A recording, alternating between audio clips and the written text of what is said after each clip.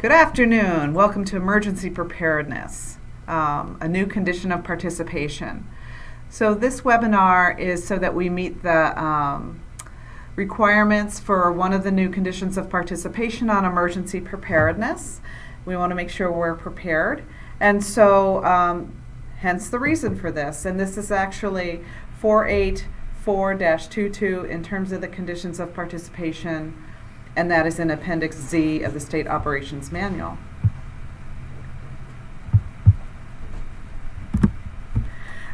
From Harvey to Irene to Maria, with a large fire to follow, are you and your agency fully prepared to respond to a disaster when your time comes? Where do we begin? Emergency planning occurs on multiple levels. Each level will need to go through the same steps and preparation. What levels are we preparing for?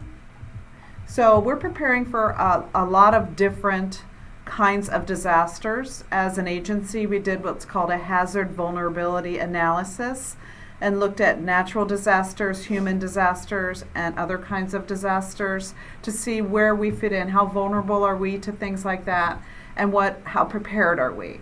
And so based upon those numbers, we will gear some of our teaching and some of our preparedness to make sure that we're as prepared for all of the ones that are likely as possible.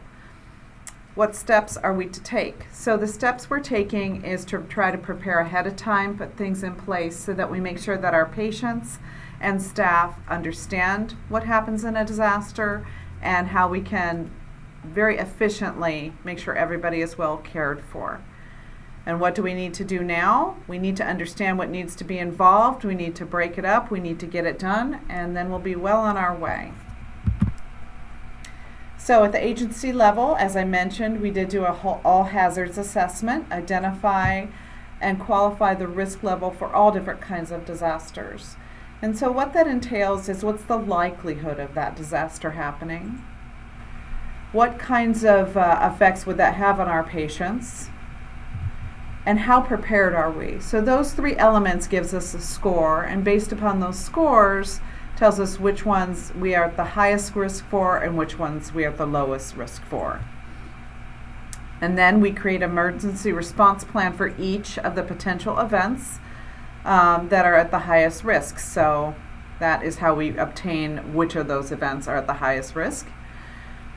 And then we test that plan with tabletop drills. So we did do a tabletop drill earlier on a hurricane. That's a scenario that's likely in our area. And we had some really good suggestions about how to potentially update some aspects of our plan. And that's the reason for it. We want to be prepared ahead of time, know what it is our responsibilities are. Evaluate and assign each active patient a level of care priority status code. So at this agency we have 4 levels, and we'll go into those a little bit later in the presentation. A lot of agencies have 3. Because our population is going to be a combination of skilled medical and continuous care, we have added an additional level to help properly serve our patient population. And then test running the patient census report, sorted by town and residents, and then by priority level with each town. So as we grow, we have a report that shows us the level of acuity for each patient that we have, and it can be sorted by town, it can be sorted by level of acuity, it can be sorted by a whole bunch of other things, but it needs to include the emergency contact information for that person and or caregiver, and an evacuation address should that be necessary. And that's for all active patients. But what's your plan? The agency plan should address 4 critical components, and that is communications, so a comprehensive list of employee phone numbers and contact information. Comprehensive census, all of the active patients and contact information, we just went over that. A backup plan for utility service interruption and power loss, etc. So let's start with the first one, comprehensive list of employee phone numbers. We need to make sure we have everyone's accurate phone number and a way to reach them in case of an emergency. We could have email, make sure if we have a phone number, know if it's a cell phone so we can text. And have that in one location, so in case of an emergency, we can reach out to our employees. Comprehensive census list, again, we already discussed that, and backup plan for utility. That goes with preparing for each individual patient and making sure that they have resources and or a plan in place should they lose power, etc. Supplies and logistics. The current thinking is a 2-week supply of medical, surgical, and office supplies on site. That includes all paper copies of all forms, visit types, anything that we might need if we have absolutely no power so we can still function and properly service our patients and document. Trunk boxes in each clinician's vehicle. The idea is to have a certain amount of supplies with you in case you cannot get to the office to get additional supplies so we can properly meet the needs of our patients. And physical plan, evacuation, and transport of hard chart patients and billing records. So part of our emergency preparedness, in addition to our patients outside of the office, is to make sure if there's an event in the office, we know how to take care of all of our records. We can keep patient data still private and secure. We can take out what we need in terms of anything to function, and we can keep our staff safe in case there's an event here at the office. Third item, staffing. The administrator and senior supervisor of clinical services, or SCS, will identify available staff and their locations. So that's part of if there was a disaster or disaster preparedness, if we have some warning ahead of time, trying to make sure that we get everybody's availability so in case there's a disaster we can hit the ground running. All staff will be available for duty with cell phones, laptops, tablets, chargers, photo IDs, very important, and trunk boxes of supplies. Assignments for each level of care patient in the geographical location of the clinician's area of residence will be made by the administrator and supervisors. And what that means in straight up English is if you live in an area where we have a patient, you'll likely be seeing that patient in an emergency versus driving all the way across town for somebody else, because it's not very efficient. Patient care, the fourth and most important section here. Individual patient-specific emergency evacuation plans will be created on admission, as well as individualized patient emergency plans.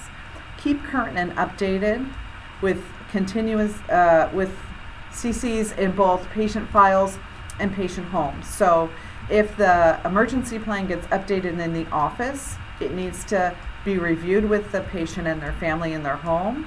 And if it gets updated in the home, it needs to be brought back to the office so we have the same information. Patient census status and location of reports and updates will be run and maintained by the administrator and the supervisor of clinical service. So these are reports so we make sure we have all the accurate data in case we should need it, and all of the necessary forms updated, as just mentioned, that we have here in the office. At the patient level, and these are going to be our 4 levels, so it's again a little bit different from some of the other agencies. We're going to assign the patient a priority level code. This is done on admission.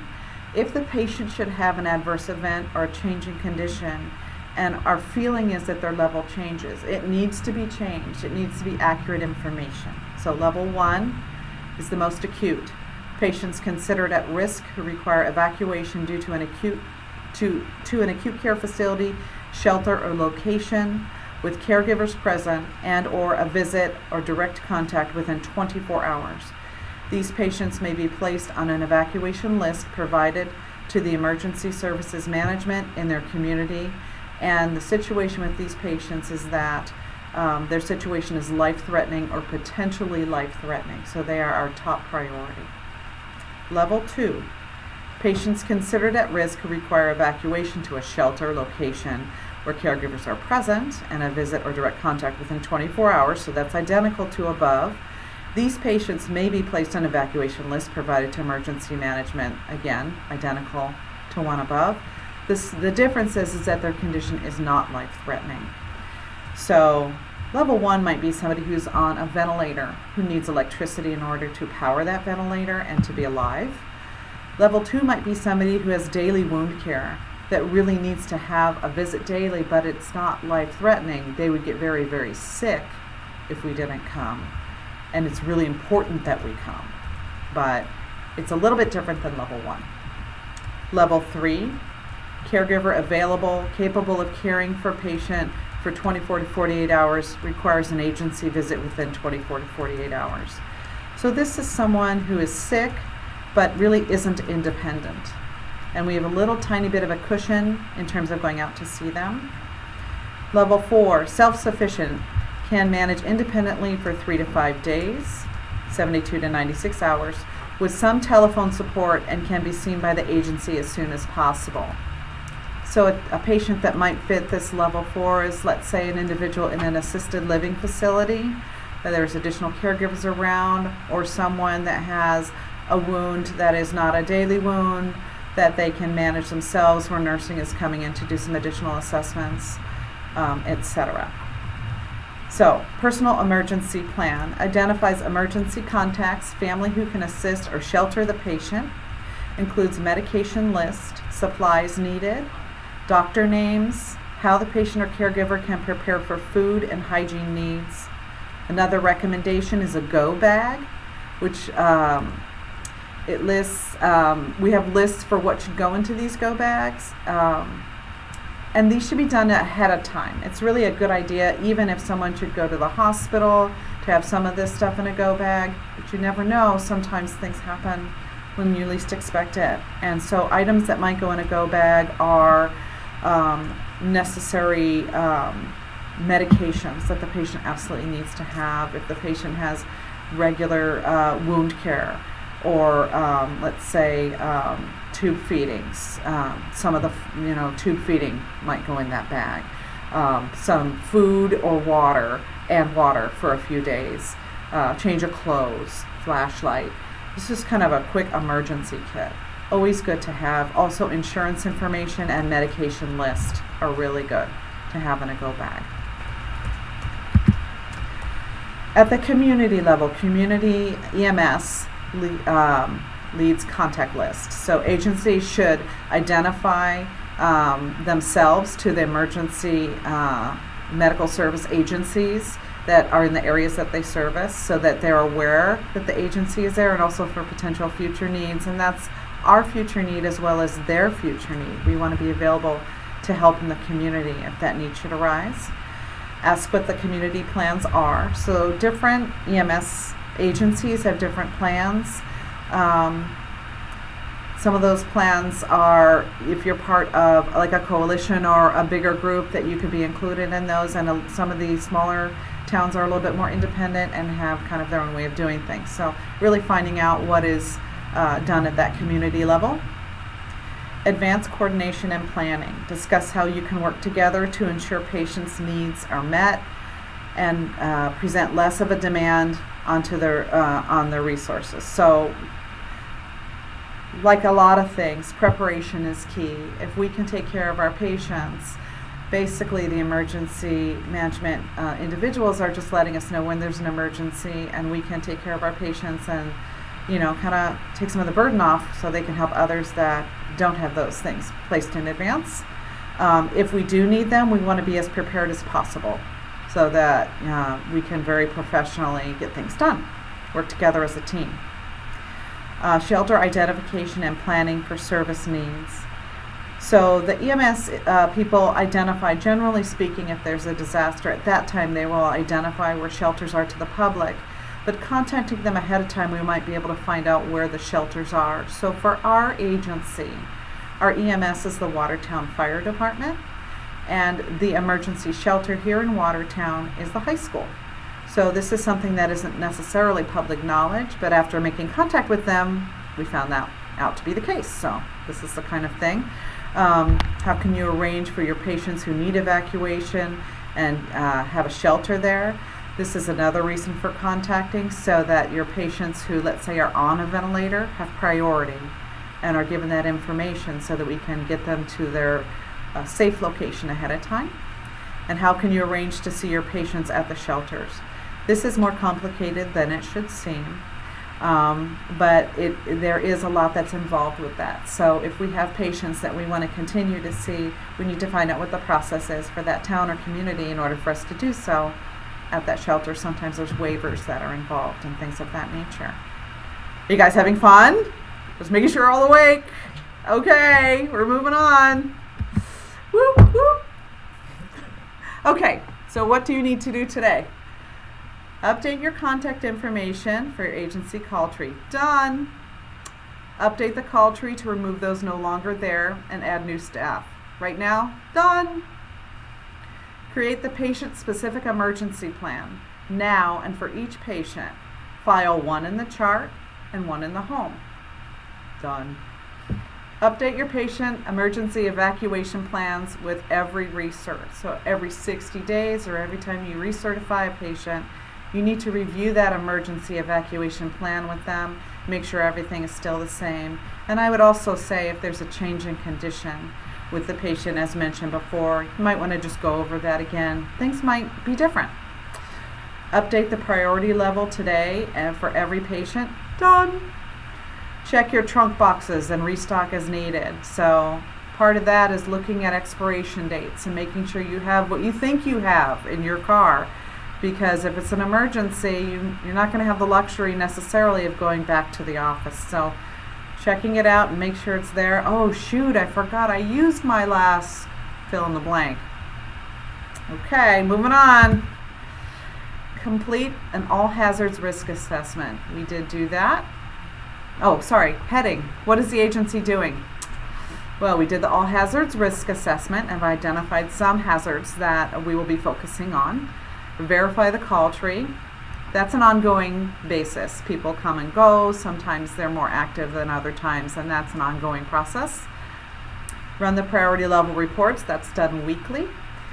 Schedule a tabletop drill for one of the top 3 types of emergencies based on all hazards risk assessment. So we reviewed this before. We just did a tabletop drill on hurricane, and we'll be doing another one, and it will be different.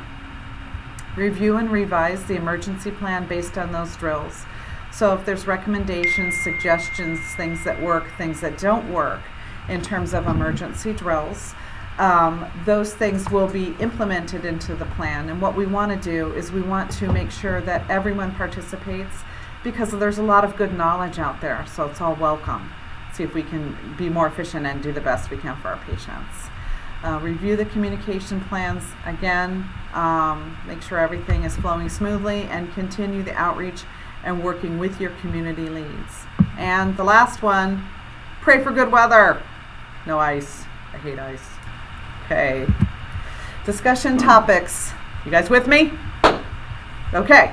If you're in the home when an emergency occurs, you are to remain with the patient until appropriate arrangements can be made and notify Alume of changes in the patient's condition. This is really important, and it's actually legal. If a patient is with you and you leave, it's patient abandonment, and that's a big no-no. So we know you're there, and we'll get people there as soon as we can, but it is tremendously professional practice and legally necessary to stay with the patient. We are all required to keep our devices, laptop, tablet, hotspots, MiFi, cell phones, etc., fully charged before and during an emergency so we can access medical records and stay in communication with each other. These are our lifelines. Aside from just how much they're important in everyday life, this is how we're going to ensure communication with each other and our patients, families, physicians, medical record. For patients where there is not an online digital record backup, paper clinical records should be stored as safely as possible in a lockable, fireproof cabinet. So this isn't a situation where, let's say it is an admission that we did when there was no electricity, so we could not put the patient into our electronic medical record, and these are the only copies we have. In this situation, this would be put into a fire safe or storage that's fire safe. So we keep those records because if they get destroyed, we have no other information for that patient.